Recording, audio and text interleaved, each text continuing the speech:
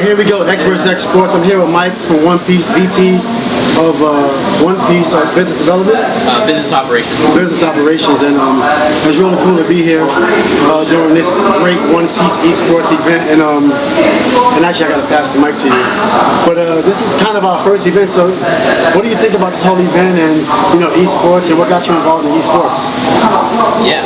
So, just to give a quick intro on One Piece, we're a cross-border co-working space and incubator, and something we want to do is reach out to all of the study abroad students who are in the SoCal area, and a lot of them are huge fans of esports. So esports is a really big growing trend, and we want to make sure we can reach out to that audience of international students who are going to do business in the US and China, and also just learn more about esports since it's such a big space right now.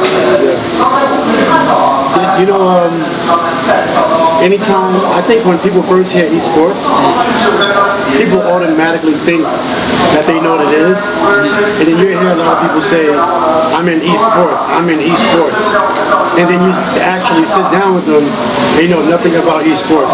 I thought you could get into esports and maybe you could enter a game online, but it's so much more complicated than that. And I was asking earlier on the stage, like, how does someone enter esports, like from the business side? What would you do, and what would that look financially?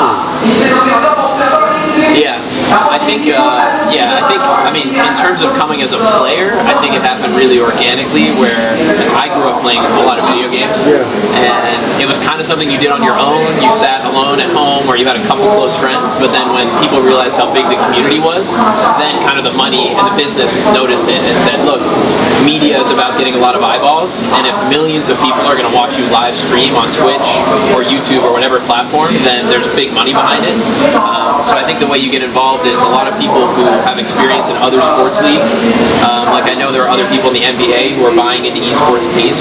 They're using their expertise of using sports with the media and sponsoring their own teams, right? If you can get eyeballs, if you can get millions of people to watch your stream, then you can also get advertising dollars. It seems like right now the mainstreams are, I guess YouTube is one, obviously Facebook, and Twitch. Twitch is it's way up there. Twitch is so Twitch is probably number one. Yep. And then And then Twitch is so successful that I think I'm trying to remember, other competitor platforms are starting to launch. I'm pretty sure Apple just announced one. Pretty sure. You can check on that after. So which other competitor streaming platforms are there, if you would know any of them? For esports, I feel like Twitch is pretty dominant. But there are other streaming platforms in general. YouTube is a big one. We stream this event on YouTube. But yeah, I would say Twitch is the big example. But if you look internationally, esports is very international. A lot of the best teams come from Korea, China, Japan, Europe, various European countries. So there are other, especially in Asia, they have a lot of their own streaming platforms.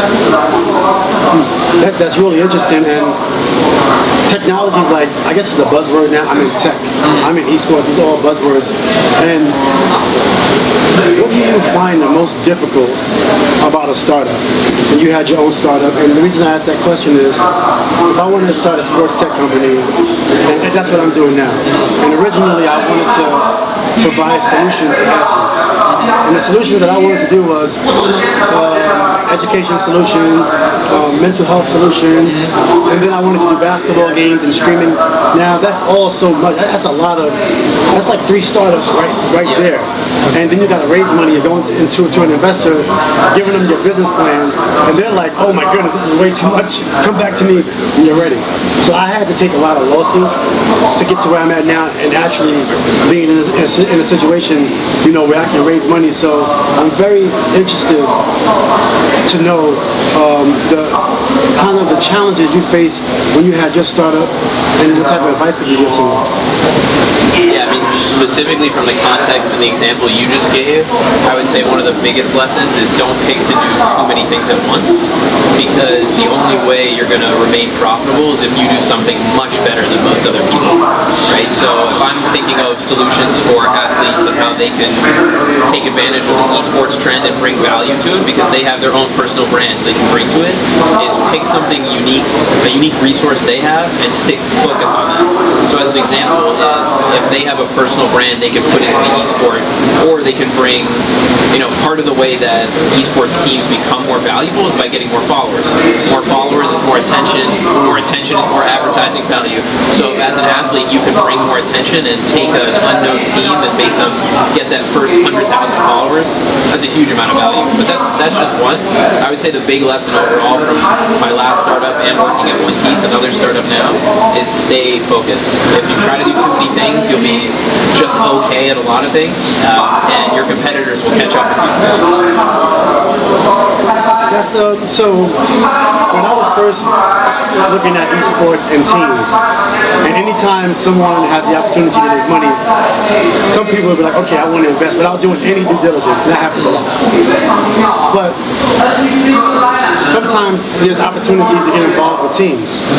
Now, how do you locate a team that's in its startup phase where you have an opportunity to get behind a team that can potentially be big, make a lot of money, but how do you identify it? Because I could identify a player. I could identify a player that I can say, that kid is going to be really good. Or I can help this kid do this, and I think they can be really good. How does one look at an esports team, and then where do you look for these type of teams to get behind them, maybe invest in them and push them? Yeah. If I think of using your experience with basketball as an analogy, the reason you're able to find people and understand them so early on is because you so deeply understand the sport. You'd have to do the same thing with esports, right? You're not going to be able to just jump in from the outside, not having played the game. What I would do is play the game. Like, play it a couple hours a day and just see what it takes to be good. Let other really good players beat you.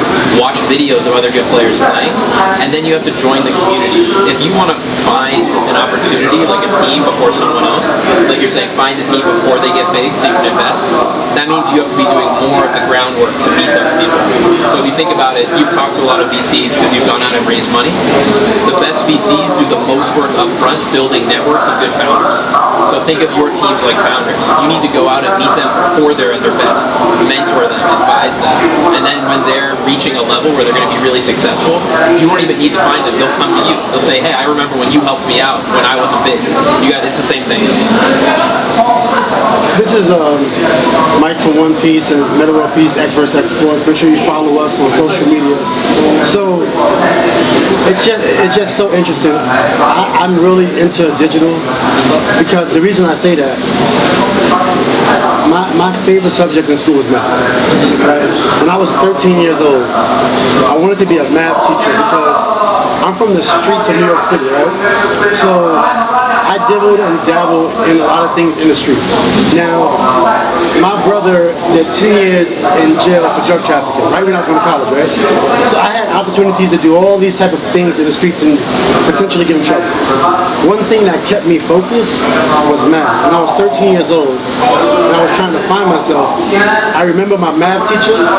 He was an older white gentleman, heavy set, always had an attitude, but would teach us, and when we did well, he rewarded us by not being mad at us, things like that.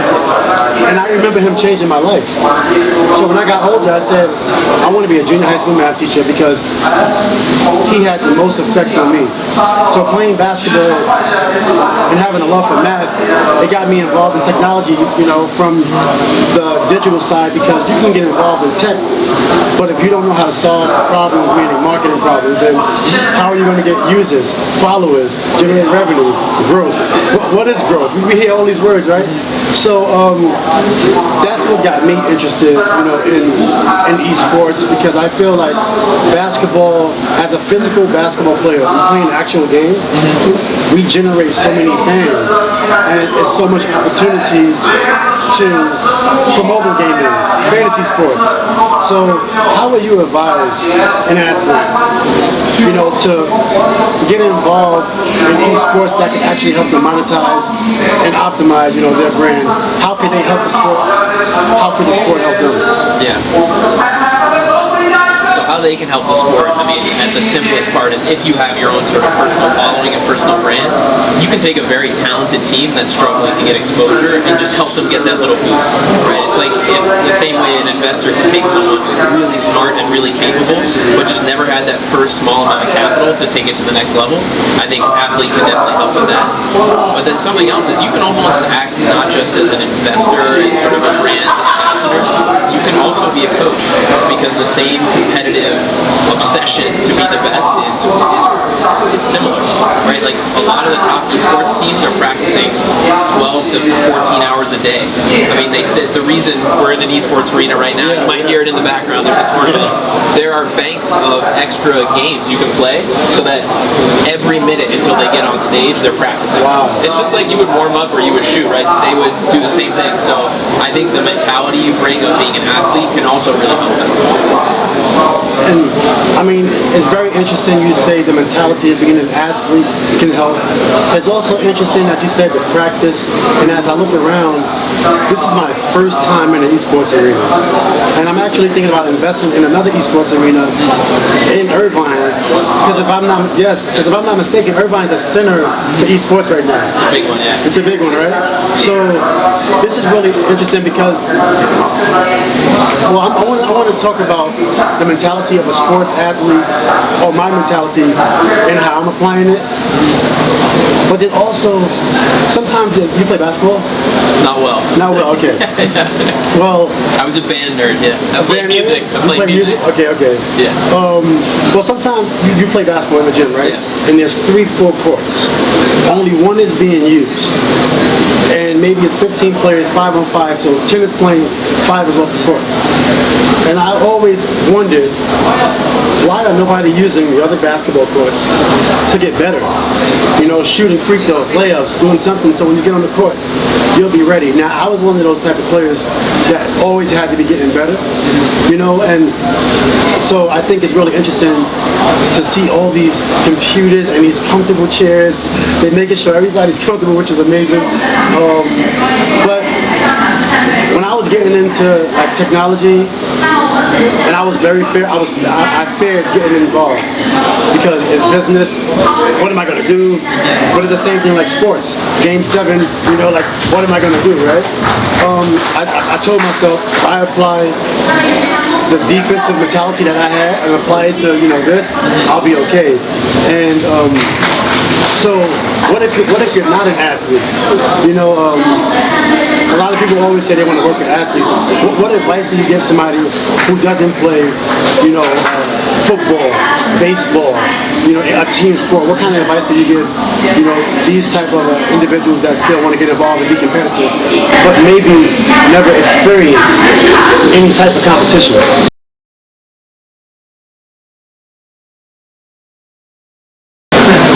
We're back with XvsX Sports. You can find the podcast on YouTube, iTunes, and Spotify. Here with M Kehoe from One Piece, VP of Business Operations. And I was asking you earlier, how can somebody that wants to get involved in esports find that competition or that drive inside them that never had to really compete before? What they want to get in esports are super competitive. So what type of advice would you give them if they want to get involved and be competitive? Yeah, I don't think you have to have competitive experience just from either regular athletic sports or esports to join. I think you can be competitive about a lot of things. So, working at a startup, you always have competitors. Like the same way if you thought you had a team that was your rival, my last startup, we were head-to-head with another company for a while. If they got more market share, we lost. Right? So we had to be really competitive. Think about how creative you've had to be in marketing campaigns. Right? Think about all the things. You work on weekends or nights to come up with a campaign or join another event. So I think as long as people find what they're really passionate about and get the competitive drive from that, something they want to win, they can contribute to esports or any kind of company, because just the competition itself is just one piece of it. They also need a marketing team. They need, public relations. They need customer outreach. So yeah, I think it's about finding what you're passionate about that makes you want to be competitive. So earlier we were talking about music, and you played instruments. And what was the transition? You tried sports, then you got into playing some musical instruments. And what was that whole process like? And then my second part of that question is, who was your favorite out of Mozart and Beethoven? You're gonna ask me about jazz. Yeah. Yeah, so, sorry, the beginning of the question was about how did I find about get into music, get deeper into music. I think some of it is just luck. I mean, I was really lucky. My parents were really supportive of anything I wanted to try, right? So you were talking about your son, you wanted to find a passion. My parents were really supportive. They let me try sports. I wasn't very good, right? They let me try music. I actually had a little bit of natural talent, so that's encouraging when you're younger to be naturally a little bit good at something. It still takes a lot of practice, but just a little bit of that reinforcement.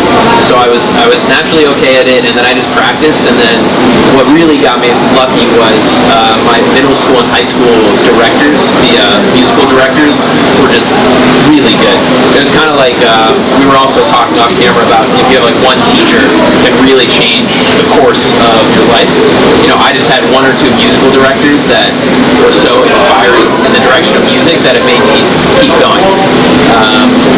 And then I love also to attend and listen to music. So being able to play yourself, it'd be the same way like you can probably appreciate, or you can definitely appreciate way more of what's going on in a basketball game than me. When I go to a concert, I'm thinking about all the details about how I would also play that music. So that helps a lot too.